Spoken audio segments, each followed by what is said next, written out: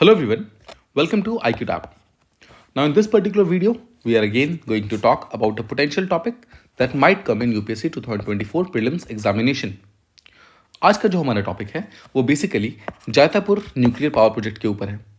तो ये काफ़ी ज़्यादा इंपॉर्टेंट है बिकॉज जितने भी हमारे न्यूक्लियर पावर प्रोजेक्ट्स हैं वो काफ़ी ज़्यादा न्यूज़ के अंदर रहे हैं पिछले 2 से 3 साल के अंदर। ठीक है, अब देखिए न्यूक्लियर पावर प्लांट सबसे ज़्यादा इंपॉर्टेंट क्यों है, बिकॉज इसका एक बहुत मेजर रीज़न ये है कि हम धीरे धीरे फॉसिल फ्यूल से दूर जा करके जितने भी क्लीनर फ्यूल्स हैं, क्लीनर एंड जिसको हम सिंपल वर्ड में एडवांस्ड फ्यूल्स कहते हैं। एडवांस फ्यूल्स वो फ्यूल्स होते हैं जो कि क्लाइमेट चेंज से फाइट के अगेंस्ट हमारी हेल्प करते हैं, हमारी मदद करते हैं। उन्हें एडवांस फ्यूल्स कहा जाता है बिकॉज उससे ग्रीन हाउस गैसेस का जो प्रोडक्शन होता है वो बहुत ही कम होता है। ठीक है, सो न्यूक्लियर जो फ्यूल होता है, न्यूक्लियर फ्यूल वो बहुत ही क्लीन फ्यूल होता है बिकॉज इसको इस्तेमाल करके हम बहुत ही क्लीन इलेक्ट्रिसिटी को प्रोड्यूस कर सकते हैं। एंड दैट इज़ वाई जितने भी न्यूक्लियर पावर प्रोजेक्ट्स हैं या फिर जितने भी न्यूक्लियर पावर प्लांट्स हैं वो काफ़ी ज़्यादा न्यूज़ के अंदर रहते हैं। नाउ यहाँ पर 2 इंपॉर्टेंट टर्म्स हैं, उसके बीच में क्या डिफरेंस है पहले हम वो समझते हैं।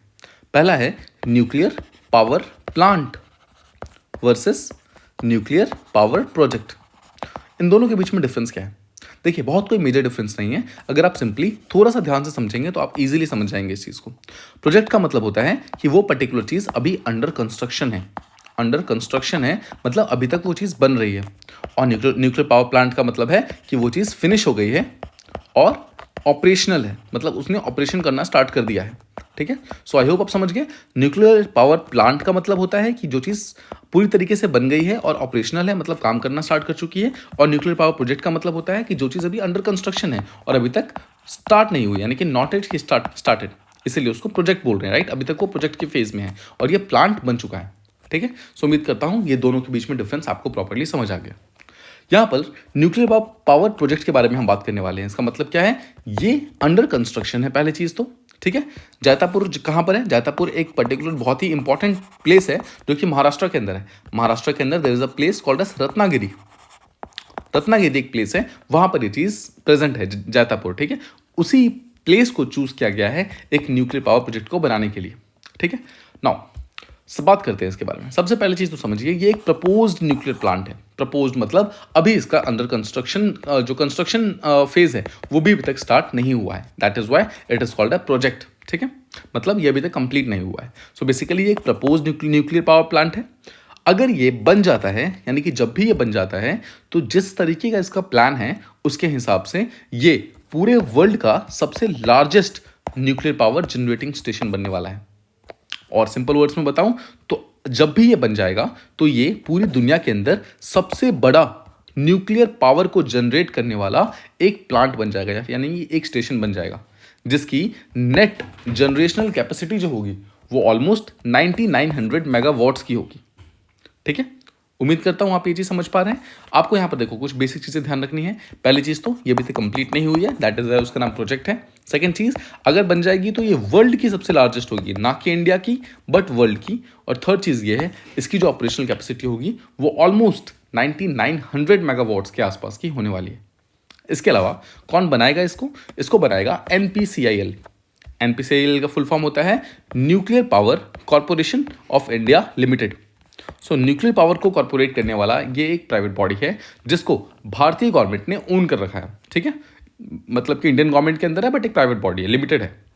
इसके अलावा मैंने आपको ऑलरेडी बताया रत्नागिरी नाम की एक डिस्ट्रिक्ट है जो कि महाराष्ट्र के अंदर है, वहां पर इस चीज़ को बनाया जाएगा।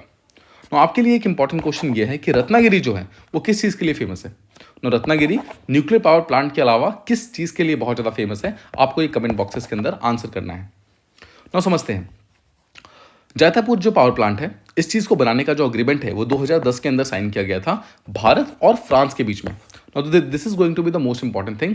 यूपीएससी ये क्वेश्चन डेफिनेटली पूछ सकता है, ये कौन कौन सी कंट्री के बीच में जैतापुर न्यूक्लियर पावर प्लांट यहाँ पर साइन हुआ है? So it is India and France. ना यहाँ से आप एक चीज़ और लिंक कर सकते हो कि रिसेंटली जो 26 जनवरी को जो चीफ गेस्ट आए थे हमारे यहाँ पर रिपब्लिक डे परेड के अंदर, वो कौन थे? वो थे फ्रांस के president Emmanuel Macron.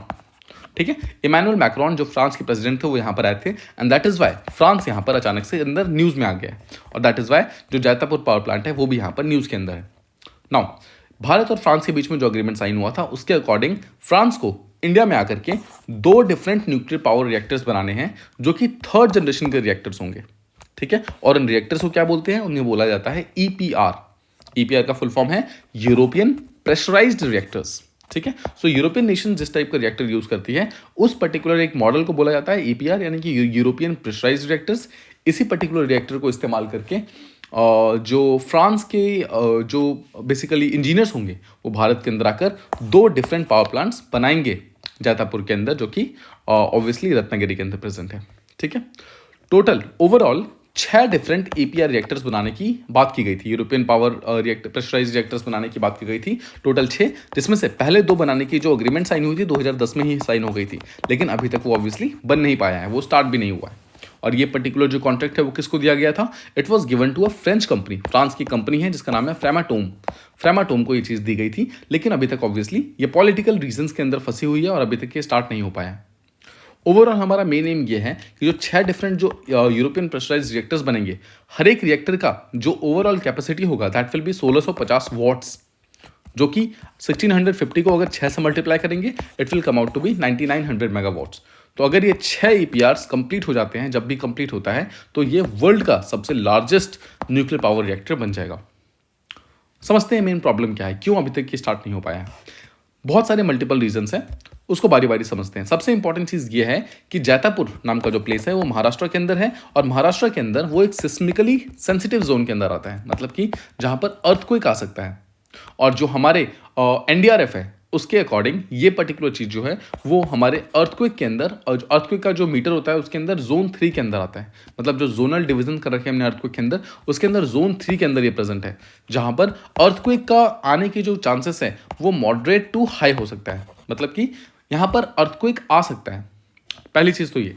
Second problem ये है कि वहाँ के लोग जो है वो काफ़ी ज़्यादा प्रोटेस्ट कर रहे हैं। प्रोटेस्ट किस बात पे हो रही है, प्रोटेस्ट इस बात पे हो रहा है कि इस पर्टिकुलर न्यूक्लियर पावर प्लांट को जब यूज़ किया जाएगा तो जो भी न्यूक्लियर वेस्ट यहाँ से निकलेगा, जो कि यूरेनियम, बेरियम इस फॉर्मेट में हो सकता है, उस पर्टिकुलर न्यूक्लियर वेस्ट को एग्जैक्टली कहाँ पर भेजा जाएगा रिसाइकलिंग के लिए, और एग्जैक्टली या फिर अगर उसको रिसाइकलिंग नहीं करना है तो उसको किस तरीके से रिमूव किया जाएगा, इसके बारे में कोई भी यहाँ पर इंफॉर्मेशन अभी तक किसी ने भी, किसी गवर्नमेंट एजेंसी ने नहीं प्रोवाइड की है। एंड दैट इज़ वाई यहाँ पर क्लैरिटी नहीं है कि एग्जैक्टली कहाँ पर और किस तरीके से ये प्रॉब्लम को सॉल्व किया जाएगा। थर्ड चीज़ ये है, बोला गया है कि जो जैतापुर पावर प्लांट है वो सी वाटर को इस्तेमाल करेगा। ना कौन सा सी है, देखिए रत्नागिरी महाराष्ट्र में जो सबसे क्लोजेस्ट सी है वो है अरेबियन सी। तो अरेबियन सी के से जो पानी है उसको वो उठाएगा, उसको वो न्यूक्लियर पावर की कूलिंग के अंदर इस्तेमाल करेगा। ना कूलिंग क्या होता है, देखो जब भी न्यूक्लियर पावर रिएक्टर्स होते हैं तो उस पर्टिकुलर पावर रिएक्टर्स के अंदर 2 डिफरेंट टाइप की चीज़ें होती हैं। पहली चीज़ तो होती है यहाँ पर फिजन का मटेरियल होता है जिसके कारण बहुत ज़्यादा हीट प्रोड्यूस होती है, और हीट प्रोड्यूस होने के लिए वहाँ पर एक कूलेंट चाहिए होता है। कूलेंट की तरह हम वाटर को इस्तेमाल करते हैं, ठीक है। तो ये पानी कहाँ से लेंगे, पहली चीज़ तो वाटर को इस्तेमाल करने के लिए वो पानी लेंगे अरेबियन सी से, और उसके बाद एक बार जब वो पानी आ गया उसको इस्तेमाल कर लिया, आपने कूलेंट की तरह इस्तेमाल कर लिया, तो ऑब्वियसली ये जो पानी है, जो वाटर होगा वो हीट को ऑब्जॉर्ब करेगा। हीट को ऑब्जॉर्ब करने के कारण वो पानी खुद गर्म हो जाएगा। जो ये वार्म वाटर है उसको वापस से अरेबियन सी के अंदर छोड़ दिया जाएगा।